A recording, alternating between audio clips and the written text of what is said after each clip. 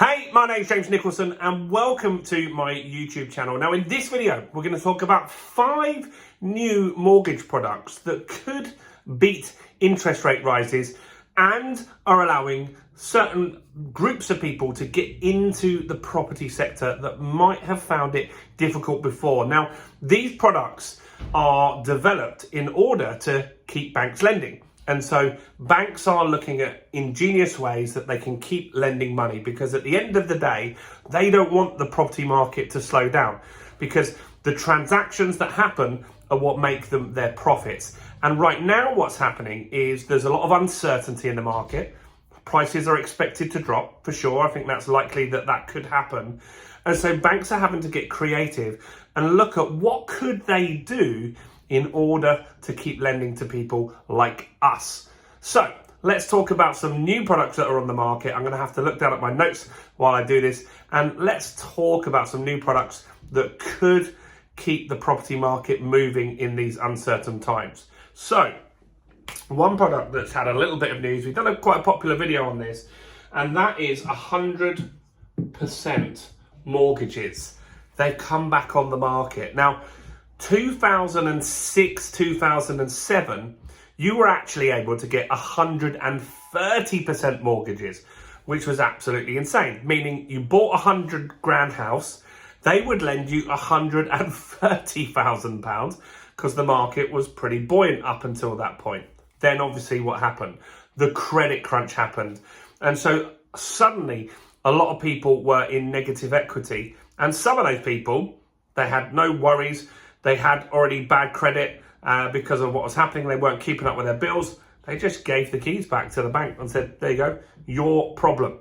And so these aren't that. These are 100% mortgages, meaning you need no deposit. So Skipton's Building Society has already started these. Now, there's going to be more criteria. They're going to be a little stricter on the lending than if you have a 20% deposit, for example.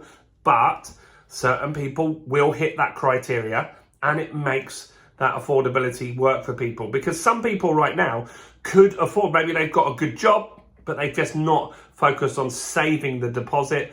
Now they could afford to buy that house. Think of someone like a doctor, for example. Maybe they've been studying for years. Now they're finally qualified. Now they've got that good salary. Why do they need to wait 5 years if we know that they're in a stable job, they've got a good salary coming in, and they can afford the monthly payments? So 100% mortgages are back, and I think that could help some people. So that's one way that we're going to see that going. Now, this is interesting. I've been reading a lot about this week. And so this actually happened a little while ago. And so the Bank of England has allowed banks to remove the stress tests.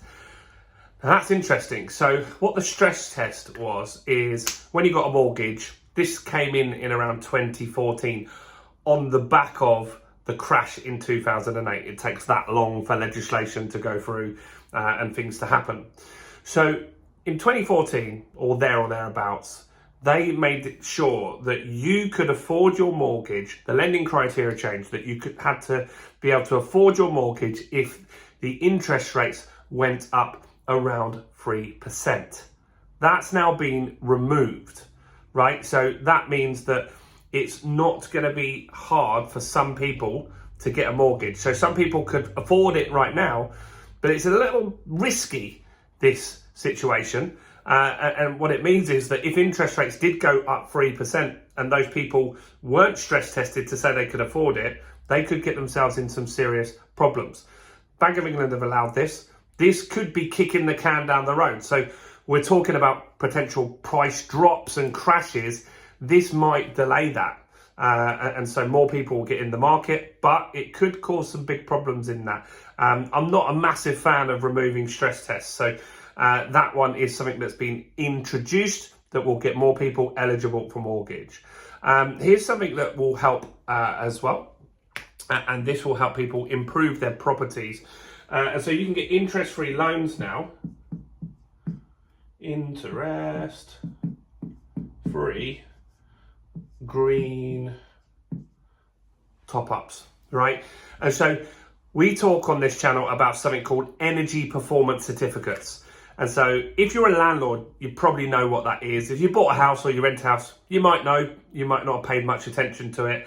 But the EPC is the energy rating of a house. I think it goes from F to A being the best. And the government have said that they want landlords to improve their properties to get it to a level C or above.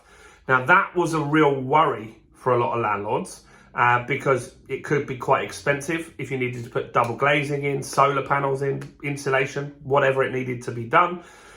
And so what they've now introduced, some of the lenders, they're allowing you to borrow around £15,000 interest free. So you just put it into your mortgage. So you grow your mortgage by 15 grand. Now, if you're on an interest only mortgage, that's going to be marginal, the actual monthly payment that happens there. It's not going to be much difference. And so you're going to really, really benefit from that. And so that will allow you to do the work needed to get it up higher with an EPC. It will probably improve the value by more than 15 grand as well. And so that's a potential good thing. What that means is that it's going to help old stock that needs some work done on it. It needs that energy performance stuff. It's going to help those get that. That might keep some more landlords in the market, which I think is the goal of this one, and stop people leaving and help people and the UK government hit their energy targets. So that's another one. Another one is too old to borrow. So if you're too old to borrow, that is a concern. And so what happens with a mortgage, they generally like you to have cleared your mortgage, particularly on a residential, by the time you retire, right? That's their goal, is to clear that mortgage by the time you retire. So if you get a mortgage in your 50s, you have to have a really short term on that mortgage, meaning the payments can be prohibitively higher. Now, there are lenders out there that are now saying that they will lend to you till you're 80 years of age. That's a real win. We're expected to live longer anyway. And so that also opens up the floodgates for people to be able to buy properties, extend the term of it to reduce the monthly payments. That's another great win for a lot of people here. So that is a good one here.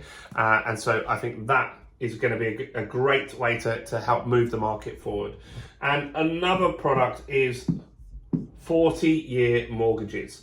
So 40-year mortgages are back on the market. These are doing well in America. And so often we will look at, I mean, a lot of the banks over here are probably owned by similar companies to the Americans anyway. It's a global product money nowadays, isn't it? And so in America, you can get a 40-year mortgage. Now that's good because if you want to borrow 200 grand, for example, if you want to borrow it for 25 years or 40 years, if you borrow for 40, it's going to reduce your monthly payments. That improves affordability in a big way. And that's one of the things that people are talking about, whether house prices are going to go up or down, is affordability. Everyone's saying, well, look, mortgage interest rates have gone up. Can people afford mortgages? Well, if you extend the loan term, then yes, affordability definitely improves. Now, I'm not saying this is the right thing to do. I think that it is going to be frustrating for people, but would I, if I was starting out a property again and you could get a 40-year loan, would I take it? I would, because maybe 10 years down the line, I can start overpaying that. And at least it gets me on the property ladder and stops me renting, which is just dead money, in my opinion. So I've always owned the houses that I live in. I know some people say you should rent where you live and have other assets to pay for it. I buy, because I use the capital appreciation to take out and buy other properties anyway. So these are things that are going on in the market. We've got 100% mortgages back in the market. We've got removing the stress tests. I don't think that's great news. Let me know in the comments what you think on that one. Interest-free top-ups, great. I think that's good.